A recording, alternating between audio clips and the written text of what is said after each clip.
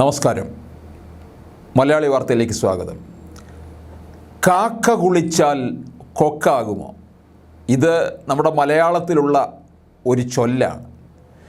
ആ ചൊല്ലിനെ മനസ്സിലാക്കിക്കൊണ്ടും അതിനെ ആസ്പദമാക്കിക്കൊണ്ടുമാണ് ഇപ്പോൾ കലാമണ്ഡലം സത്യഭാമ രംഗത്ത് വന്നിരിക്കുകയാണ്.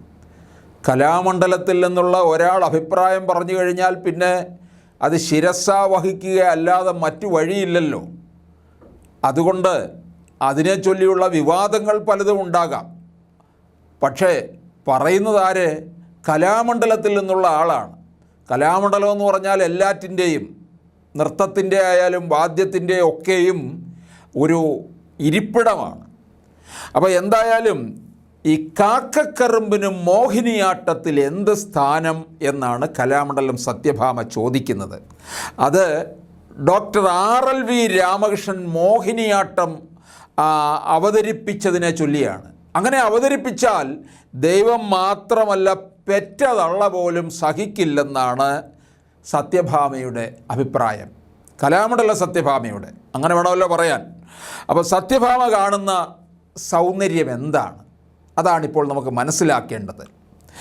സാമൂഹ്യ നിരീക്ഷക സിബി മലയാളി വാർത്താ പ്രതിനിധി അഭിലാഷുമായിട്ട് ഈ വിഷയത്തിൽ ടെലിഫോൺ സംഭാഷണത്തിലൂടെ പ്രതികരിക്കുകയുണ്ടായി. ആ വാക്കുകളിലേക്ക്. ശ്രീ ബി, ഇന്ന് കേരളത്തിലെ എല്ലാ മാധ്യമങ്ങളും ചർച്ച ചെയ്തതാണ് കലാമണ്ഡലം സത്യഭാമയുടെ ഒരു കലാഭവന്റെ സഹോദരനെതിരെയുള്ള ഒരു പരാമർശം. ആ പരാമർശത്തിന് താങ്കൾ ഒരു ഫേസ്ബുക്ക് പോസ്റ്റ് ഇട്ടു. ആ പോസ്റ്റിലാണ് കാരണം എന്താണ്? ഇന്ന് രാവിലെ മുതൽ ഫേസ്ബുക്കിലെല്ലാം പ്രചരിക്കുന്നുണ്ട്. കലാമണ്ഡലം സത്യഭാമ എന്ന് പറയുന്ന ഒരു വളരെ സീനിയർ ആയിട്ടുള്ള ഒരു ആർട്ടിസ്റ്റ്, ഒരു അധ്യാപിക, നൃത്ത അധ്യാപിക, അവരുടെ ഒരു വീഡിയോ, ഒരു ഇന്റർവ്യൂവിന്റെ ഭാഗം എന്തോ ആണെന്ന് തോന്നുന്നു. RLV രാമകൃഷ്ണന്റെ പേര് പരാമർശിക്കുന്നില്ല. പക്ഷെ നൃത്തം അഭ്യസിക്കാൻ വരുന്നവർ സൗന്ദര്യമുള്ള കുട്ടികളായിരിക്കണമെന്നും ഭംഗിയുള്ളവരായിരിക്കണമെന്നും കറുത്ത നിറമുള്ളവരായിരിക്കരുതെന്നും ഒക്കെ അവർ പറയുന്നുണ്ട്. ഒപ്പം തന്നെ കറുത്ത കുട്ടികൾക്ക് ഒരിടത്തും സമ്മാനം കിട്ടാറില്ല, കറുത്ത കുട്ടികളോട് ഞാൻ മത്സരത്തിൽ പങ്കെടുക്കണ്ട എന്ന് പറയാറുണ്ട് എന്നൊക്കെ പറയുന്നത് കേട്ടു. അതിന്റെ ഒരു അതിനോടുള്ള ഒരു പ്രതിഷേധം എന്ന നിലയിലാണ് ഞാൻ ആ പോസ്റ്റ് ഇട്ടത്. അല്ല, താങ്കൾ തന്നെ പറഞ്ഞു ഇപ്പൊ ആ ചാനലിലെ ഇന്റർവ്യൂവിൽ RLV രാമകൃഷ്ണന്റെ പേര് പറഞ്ഞിട്ടില്ലെന്ന്. പിന്നെ എന്തുകൊണ്ടാണ് താങ്കൾ ഉൾപ്പെടെ എല്ലാ ആൾക്കാരും സത്യഭാമയ്ക്കെതിരെ ഇങ്ങനെ RLV രാമകൃഷ്ണന്റെ പേര് പറഞ്ഞ് പരാമർശിക്കുന്നത്? RLV രാമകൃഷ്ണൻ ഒരു പോസ്റ്റ് ഇട്ടിട്ടുണ്ട്, ഒരു ഫേസ്ബുക്ക് പോസ്റ്റ്. അത് പലരും ഷെയർ ചെയ്ത് ഞാൻ കണ്ടു.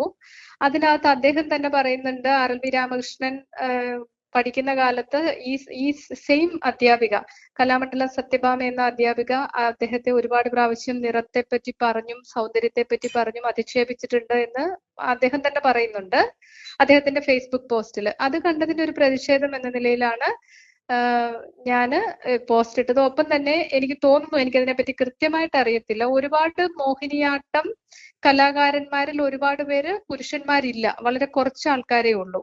അപ്പോൾ അത് അദ്ദേഹത്തെയാണ് ഉദ്ദേശിച്ചതെന്ന് പറഞ്ഞ് അദ്ദേഹം ഒരു പോസ്റ്റ് ഇട്ടിട്ടുണ്ട്. അതിനോടുള്ളൊരു പ്രതികരണം എന്ന നിലയിലാണ് ഞാൻ ഇട്ടത്. ഇനിയിപ്പോ RLV രാമകൃഷ്ണൻ അല്ല, വേറെ ഏതെങ്കിലും ഒരു വ്യക്തിയാവട്ടെ, എന്നാലും ഇത് എടുത്തു പറയുന്നതിൽ ഇത്തിരി ബുദ്ധിമുട്ടുണ്ടെങ്കിലും നമ്മളൊക്കെ വളരെ ട്രോളായിട്ട് പറയുന്ന ഒരു വാചകമാണ് പെറ്റതള്ള സഹിക്കൂലെന്ന്. അതൊക്കെ ഒരു നൃത്താധ്യാപികയുടെ, ഇത്രയും 77 ഇയേഴ്സ് ഉള്ള ഒരു വന്ധ്യവയോധികയായ ഒരു കലാകാരിയുടെ വായിൽ നിന്ന് ഒരു പബ്ലിക് പ്ലാറ്റ്ഫോമിൽ ഒരു ഇന്റർവ്യൂവിന്റെ പ്രതികരണം, അത് എന്തിനാണ് നിങ്ങൾ അങ്ങനെ പറഞ്ഞതെന്ന് ചോദിക്കുമ്പോൾ അതിനോടുള്ള ഒരു തുടർ പ്രതികരണമായിട്ടാ പറയുന്നത്. പെറ്റതള്ള സഹിക്കൂല അവരുടെയൊക്കെ മുഖം കണ്ടാൽ എന്ന് പറഞ്ഞാല് ഇറ്റ് ഈസ് ടു മച്ച്. മറ്റൊരാളുടെ ഒരു ഫിസിക്കൽ അപ്പിയറൻസിനെ പറ്റി അങ്ങനെ കമന്റ് ചെയ്യാനുള്ള എന്ത് റൈറ്റ് ആണ് ഒരാൾക്കുള്ളത്? അല്ല, കലാമണ്ഡലം സത്യഭാമ എന്ന് മലയാളി വാർത്ത ഇതൊന്ന് ഇന്റർവ്യൂ പറഞ്ഞു വെച്ചാൽ അവർക്ക് സ്വന്തമായി അഭിപ്രായം പറയാൻ സ്വാതന്ത്ര്യമുണ്ട്. അവരത് ഇനിയും പറഞ്ഞുകൊണ്ടിരിക്കും. കേൾക്കേണ്ടവർ കേൾക്കാം, കേൾക്കാത്തവർ കേൾക്കണ്ട. ഇതാണ് അവരെ അവർ പറഞ്ഞ നിലപാട്. ശരിയായിരിക്കും. കലാമണ്ഡലം സത്യഭാമയ്ക്ക് അഭിപ്രായം പറയാനുള്ള സ്വാതന്ത്ര്യം ഉള്ളതുപോലെ തന്നെ ഒരു പബ്ലിക് പ്ലാറ്റ്ഫോമിൽ പറഞ്ഞ അഭിപ്രായത്തെ പറ്റി അഭിപ്രായം പറയാനുള്ള സ്വാതന്ത്ര്യം നമുക്കും ഉണ്ട്. അതാണ് നമ്മൾ ഉപയോഗിക്കുന്നത്. അതിലെന്താണ് തെറ്റ്?